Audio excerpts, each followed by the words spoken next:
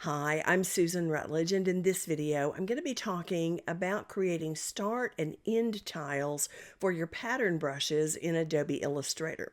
Sometimes it's a real simple process, but there are a couple of different ways to actually apply those start and end tiles. And then sometimes you're going to need to get a little more detailed and use a bounding box to make sure that the start and end tiles line up with the rest of your pattern brush. I'm going to show you how to do all of those in this video, so stick with me and let's get started. There's several ways to create start and end tiles, but the first thing we have to do is create our pattern brush.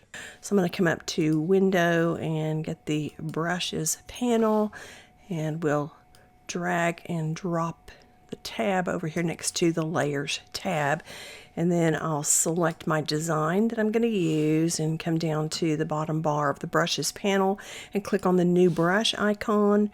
I'll choose Pattern Brush, say OK, and I'm going to title this Simple Design, and let's change the outer corner tile to auto-centered and the inner corner tile to auto-centered. And what we're going to be making is the start tile and the end tile, but for now I'm going to say OK, and then we'll get the line segment tool, drag this out to see what the design looks like. And here is our very simple pattern brush. It's seamless. You can't tell where the design repeat starts and stops, and that's exactly what we want. But sometimes you may not want a straight edge at the end of your path, and that's where the start and the end tiles come in. They can be super easy to make, or they can be complex, and we're going to go over both of those in this video. I'm going to go to the Layers panel first and unhide these two simple start and end tiles. Now I want to point out that the start tile and the end tile are exactly the same height as my repeating design is. We call the repeating design the side tile. Next, I'll open the Swatches panel. I'm going to go up to Window, down to Swatches, click on that, and then grab the tab, and I'm going to drag and drop it in this right side of my workspace as well.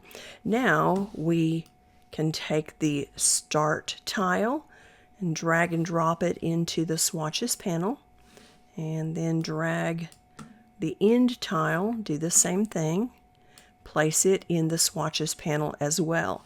Now if I had done this before I created the pattern brush, let me show you how easy it is to add a start and an end tile. So I'm going to remove this, and again I have my start and end tiles in the Swatches panel, but we're going to go to the Brushes panel. I'll select the design. I'm going to go down to the bottom bar and click on the new brush icon again, choose Pattern Brush, say OK, and I'll name this one Design with Start and End Tiles. And then let's look down here at our 5 bins. The first one is the outer corner tile bin. Now Illustrator is always going to give us 4 choices, so we'll click on the pull down menu. I'm going to choose auto centered, and then the third bin is the inner corner tile, which would go in this location here. Illustrator hasn't applied a design, but it has given me again 4 choices. I'm going to choose auto centered, and then in the preview window we see it's been applied as well. The 4th bin is the start tile. The 5th bin is the end tile. If you forget, you can just hover over these and Illustrator will remind you. Now Illustrator doesn't give us start and end tiles, but when I click on the start tile, Illustrator shows me the start tile, which I placed in the Swatches panel. So I'll select it And you can see it's been added to the starting point of the design. Now don't be concerned, it looks a little bit bigger than the width of the pattern brush. This just shows us where it's going to be applied. And next I'm going to come to the end tile, click here, and again we see the end tile which we added to the swatches panel. I'll choose this, and the flat edges are matching up, so I know it's in the right place. I'm going to say okay. And then we'll go back and get the line segment tool, drag this out. And it doesn't matter how long my path is, as long as it's an open path, Illustrator is going to add a start and an end tile to it. Now I'll delete our path, and I'm going to select this design and I'm going to hide it. And next I'll show you how you can create objects that have a start and end tile and turn them into a pattern brush. Now I do want you to notice that all of these pieces are the same height, and that's going to be important for this example. Now this design is exactly the same size as the design on the previous pattern brush, so let me show you another way to add start and end tiles. I'm going to come over to the brushes panel. I'll select the brush we created. I'm going to come up to the top hamburger menu and duplicate the brush, and then I'm going to double click on it, and we're going to name this pencil. And I'm not going to make any other changes. I'll just say okay. Now this is my end tile, and it belongs in the last position of the brushes panel. So with it selected, I'm going to hold the Option key down and drag it over and place it on top of that previous end tile and release my mouse. And Illustrator opens up the brush dialog box, and you can see it has replaced that end tile, and I'm going to say okay. Now, if I was creating a pattern brush from scratch and I didn't already have start and end tiles, I can still hold down the Option key and drag those start and end tiles into their position. Now I'll select the start tile, and once again hold down the Option key, drag the start tile to the position just to the left of the end tile, and release my mouse. And you can see it's been placed now in the start tile position, and I'll say okay. The reason I start with the end tile is because it's easier to locate on the end, and then I put the start tile right next to it. Now I'll get the line segment tool again, and let's see what our pencil pattern brush looks like.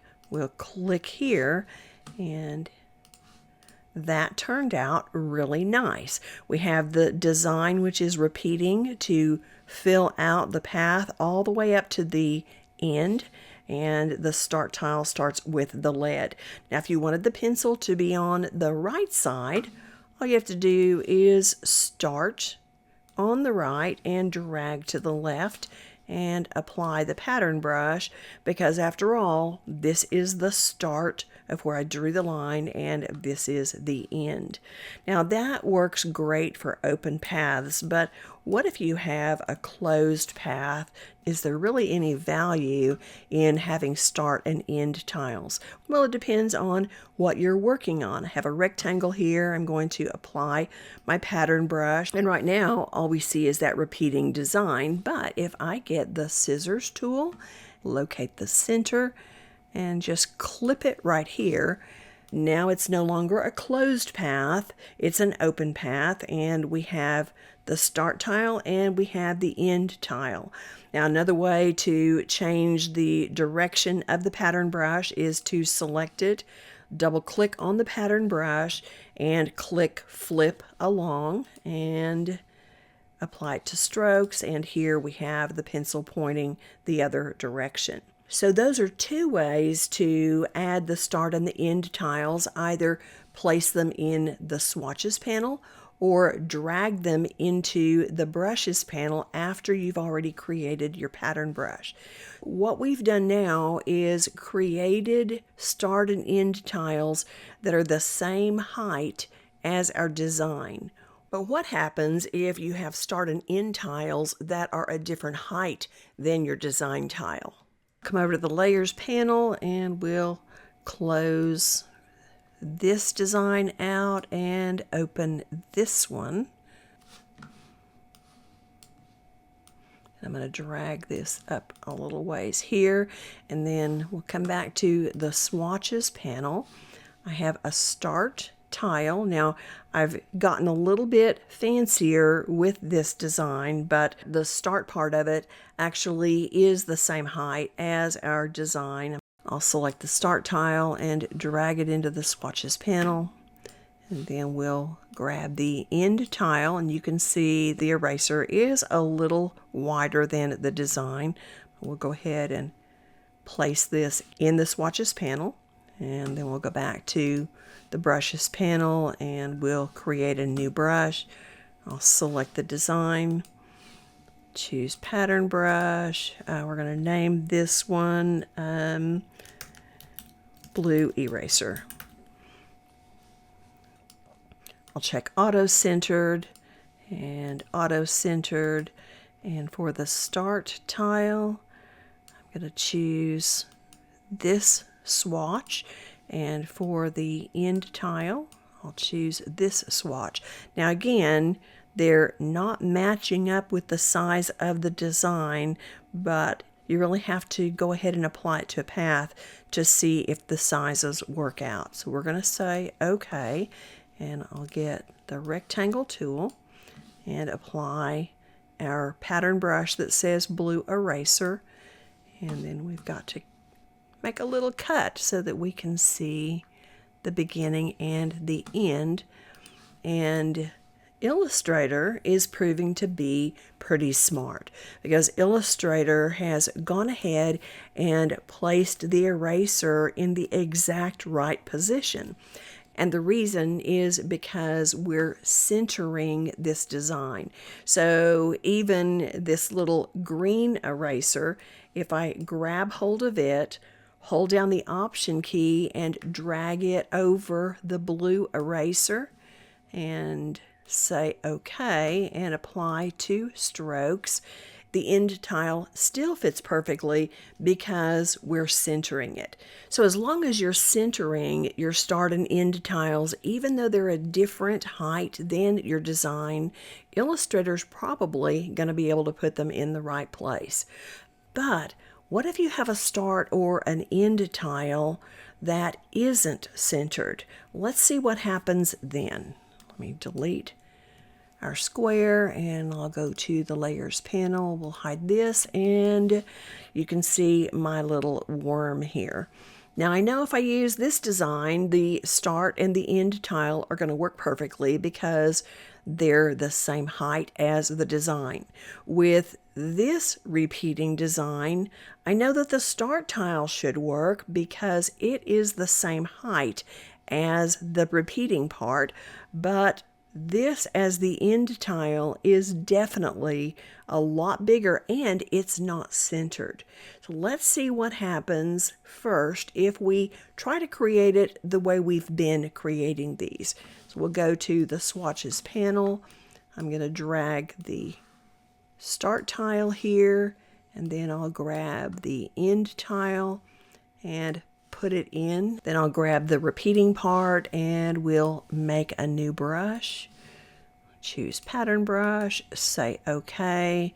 Let's choose auto-centered and auto-centered.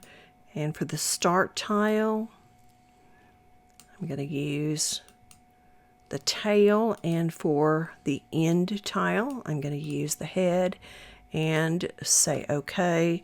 And then I'll get the paintbrush tool. Our new pattern brush is highlighted, and so I'm going to just drag out a design, and right away we see the problem. The start tile looks fine, but the end tile is not lining up like we'd want it to on our repeating design, and that's because Illustrator is centering the design, but it's centering it from the bottom all the way up here to the top. And we want this green strip to line up perfectly with the repeating design. Illustrator can't read my mind, so I have to use a bounding box to tell it what I want.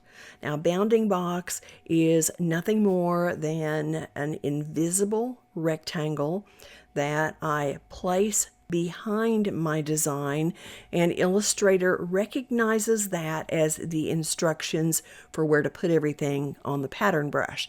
So let's move our little guy down here, and I'm going to move these where I have better access to them. And I'm going to get the rectangle tool, and let's go to the properties panel. There's not a fill here, but there is a stroke, and I'm going to remove the stroke, and that's going to give me my invisible rectangle. Now, I like to work in the outline viewing mode because it's easier to line everything up without all of the distractions of the design itself. So I'm going to go to View and choose Outline Viewing Mode. Keyboard shortcut is Command Y, and that's a good one to remember because I'm going to be toggling back and forth, and I don't want to have to keep going up to that top toolbar. Now, the first bounding box I make is going to be for my end tile because it's the tallest one. I need to enclose all of the design in this bounding box, so I'm going to place my cursor until I see Smart Guides lining me up. If you don't see Smart Guides, then go up to View and down to Smart Guides. Yours will probably say Show Smart Guides if it's not turned on, and just click here. So I'm going to start at the top and come down to the bottom, and then I'll scoot this over until I intersect here. I want to make sure that I have everything enclosed, and then I'll release my mouse. Now, the bounding box has got to be behind the design, so I'll come over to Quick Actions in the Properties panel, click on Arrange and Send to Back. I could also come up to Object and hit Arrange and Send to Back here. I typically would use the keyboard shortcut Shift Command Left bracket. Now we've got our first bounding box created, but we've got to create one for every piece in the pattern brush now so that Illustrator can match up the bounding boxes rather than the design. So we'll come over here, and we're looking for the same height as the previous bounding box, and I'm going to come down, and I'm just going to make sure I have the left side and the right side, and then we want to match with the bottom here. Now, it's really important to be precise as you create your bounding boxes so that when Illustrator places all these pieces together in the pattern brush, they line up perfectly. So here we have our second bounding box. I'm going to go back over to Arrange, Send it to Back, and then our third one. We want it to line up with the other two at the top and on the side of my design, and then we're going to come down and line up the bottom and the left side and release the mouse, and then go to Arrange and Send to Back. Now I'll go back to the preview mode, Command Y, and let's see how this works now. So let's go to the Brushes panel, and I'll select our side tile, the main design, come over and click on the new brush icon, choose Pattern Brush, say OK, and this is the worm with bounding box. I'll change this to auto-centered. You can use any of the corner tile choices that you want. I just like the auto-centered most of the time the best. Then we can't choose a start and an end tile because we didn't move those into the swatches panel. So I'm going to say OK. And here's the pattern brush. Now I'll grab the end tile, hold down the Option key, and drag the end tile to the last bin and say OK, and then grab the start tile along with the bounding box and drag the start tile into the tile next to that, and then I'll say OK, and let's apply the new pattern brush. And by using bounding boxes, which Illustrator's using to center along the path, everything is lined up perfectly. So that's how to use bounding boxes when you've got start and end tiles that are not going to be centered along with your design. Let me just show you one other fun little thing. I'm going to go back to the Properties panel, click on Stroke, and come down to Profile. Here are a lot of different shapes. I've actually created a new one here, which I'm going to use. I'll apply it to the stroke, and this gives me a really neat effect on my pattern brush. I'll get the paintbrush tool, and I'm going to draw out another little design because you can do all sorts of fun things with these guys. And we can even add a drop shadow. And I think he turned out really cute. So the next time you want to create a pattern brush and you want the endings to look different, well, now you're going to know how to do it. Well, I hope you've enjoyed this video and learned some things about creating start and end tiles for your pattern brushes. If you want to know more about the whole process of creating pattern brushes, I do have an entire series that I'll leave a link to at the end of this video, and you can go through and check those videos out and hopefully answer all the questions that you have. Pattern brushes can be super effective and impressive for your projects, and you want to know everything you can about those. I do want to invite you to subscribe to my channel and click the notification bell so you don't miss any of my future tutorials. And I'm going to look forward to seeing you again next time. Thank you so much for watching. Bye now.